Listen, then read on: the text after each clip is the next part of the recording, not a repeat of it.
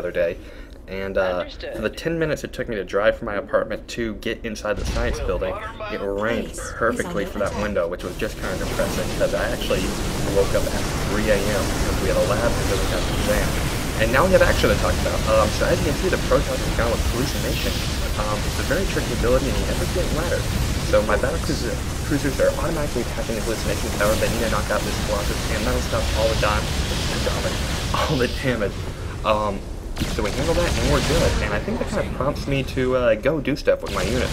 Because the worst thing you can do in a ladder game, specifically, is have a unit and do nothing with it. Because if you build, like, let's say, 10 Zerglings early on in the match, those 10 Zerglings are going to sit there, and by the time you would actually need them, if there was a 10-minute break, and you found that out by scouting, you could have made so many more drones, and then later on gone ahead and made the extra Zerglings that you need. So always, especially in brutal missions, be more active with your units, and for ladder too.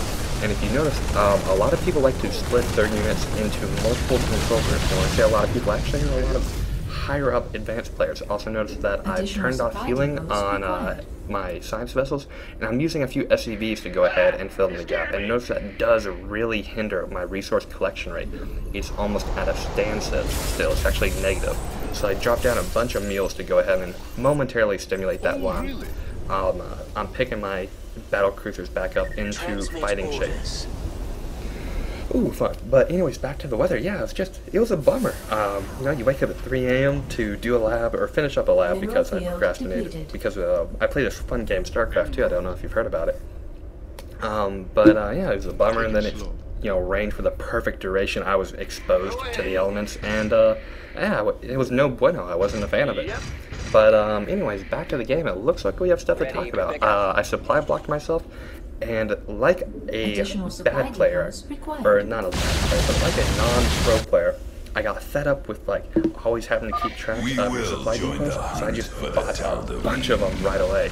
However, if I managed that better, I wouldn't get into that situation.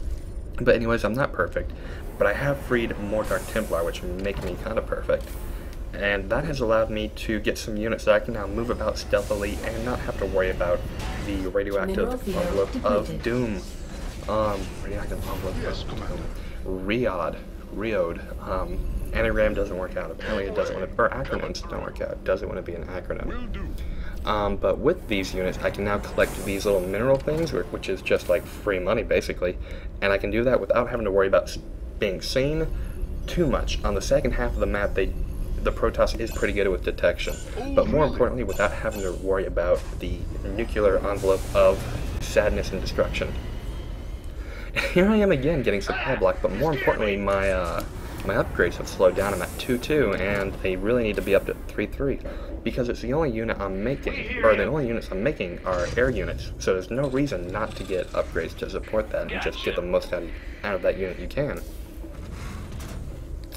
But anyways, we will continue on.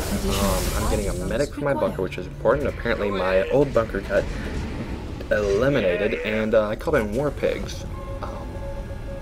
So yeah, it's kind of a slow game. You have to have a lot of patience if you want to do this mission and just dominate it. You're kind of taking the mentality route of, instead of trying to rush the mission and maybe having to do it an extra time or two because I'm impatient, I'm just going to spend a little extra, maybe an extra 20% duration on the mission, and I'm going to get it right, and I'm going to just enjoy it.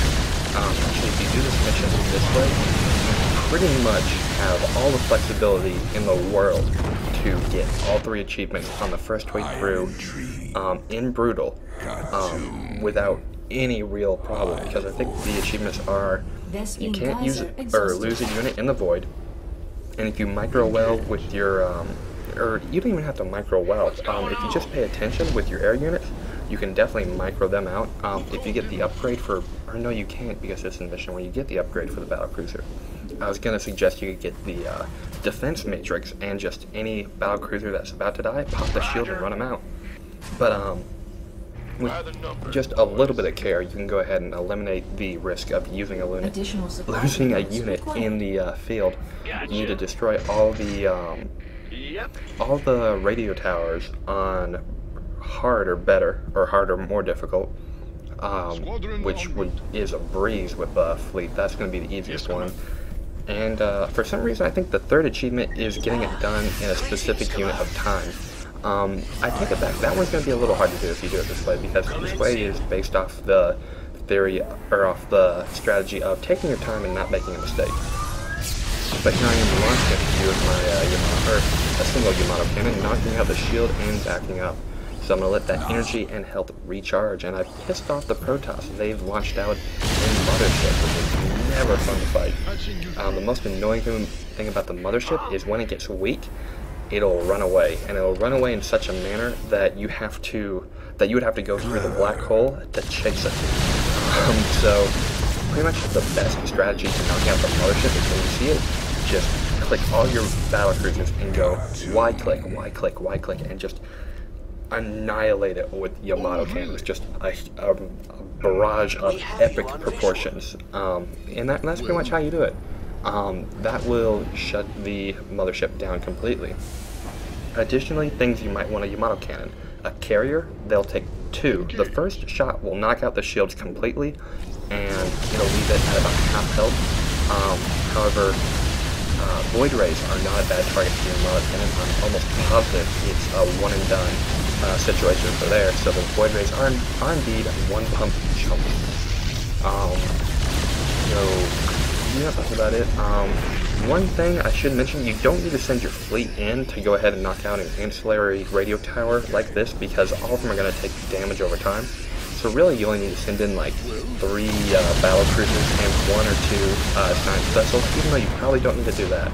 Because yeah, all those took unnecessary damage for a task that even 1 battle cruiser probably could have done. And here's the trick I was telling you earlier about the meals. You can just drop them and they're basically done. In fact, one thing I could have done was turn off the auto healing of my science vessels and fly my fleet over the meals, with meals having auto repair on autocast, or repair on autocast for that matter. How am I doing on upgrades?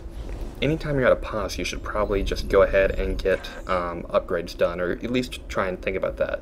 Whenever you're at a pause in a ladder game, you want to go, how are my upgrades doing, how's my food doing, and look at the minimap. I always want to get into that habit, because the minimap is such an awesome tool to use. If you have a good scout in the ladder game, just looking at the minimap could give you a ton of forward notice on any attack that might be coming towards you.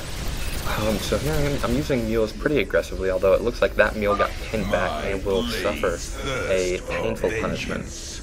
Also, one thing about the Dark Templars, if you are fairly conservative with them and you don't lose too many, you can actually knock out 1 of the back radio towers, and sometimes even 2 of the radio towers. Oh, can my mule make it? Oh no, it cannot. It's a fail mule. However, this one is going to take up, when it gets that gas before a massive amount of interceptor is coming. But anyways, if you're careful with your Dark Templar, you can use them to take out 1 or 2 radio towers, which is just fantastic. And if you know it's Protoss, they're using those hallucinations more than they should, and it's not working out for them, because apparently I have auto detection, which is, I have science vessels, and they are detectors. Okay, so pretty sweet. So with this many battle cruisers, I let them auto detect the interceptors because it's just easier. You can knock out so many so quickly. And I'm also leaving 2 battle cruisers around my main, just as extra defense, just in case. Why not,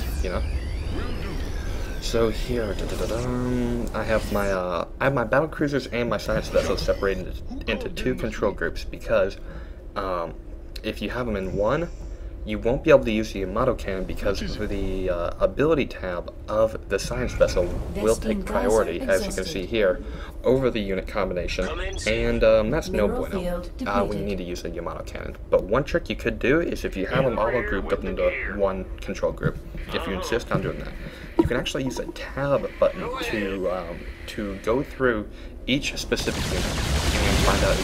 And my computer crashed, but I think I was talking about how if you have multiple unit types in 1 control group, you can hit the tab button and it'll cycle through each unit type. So you can go ahead and make the Yamato cannon science vessel combination in 1 control group moderately effective just by using tab.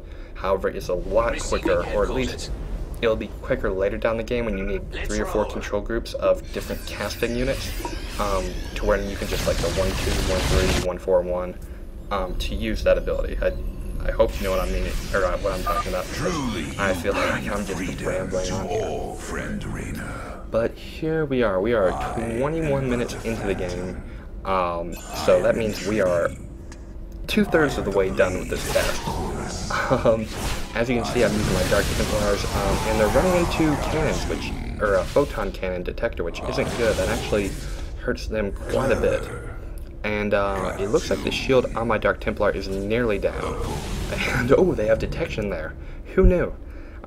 But like I said before, once a Protoss unit loses shields in that field, they will not be able to recharge their shields and slowly take damage over time, which is effective. Well, I'm nearly positive their shields won't charge. I do know they take damage once the shields go down. But here I am coming up into a fight. My battlecruiser takes some damage. I micro him to the back, and I am doing an awful job at giving you a good view of what the battle's going on. There we go. There we go. So ideally the computer should go, hey, I'm out of interceptors, maybe I should take my carriers back. Or even more interestingly, hey, why don't I give all my units up into one ball and attack as a real attack? But no, they're just fine with harassing, which is probably why it's not too successful. But anyways, like I've said before, at this point you have so many Yamato cannons, you can just blow up whatever you want. I should definitely be on the offensive at this point. So I think I'm going to do a little bit of Dark Templar harassing, and then once these run out, I'm going to go in for the kill. Knock out High Templars whenever you can, because they are quite annoying. That Psy Storm is very effective for damage, and I think I'm hiding in this little hole to let my shields catch up. But let's see here. One thing is when you have an invisible unit or you're attacking a unit that can't attack you back. Oh, look how unprofessional was that. My phone went off. So hopefully that won't come again. But when you attack a unit that can't fight back,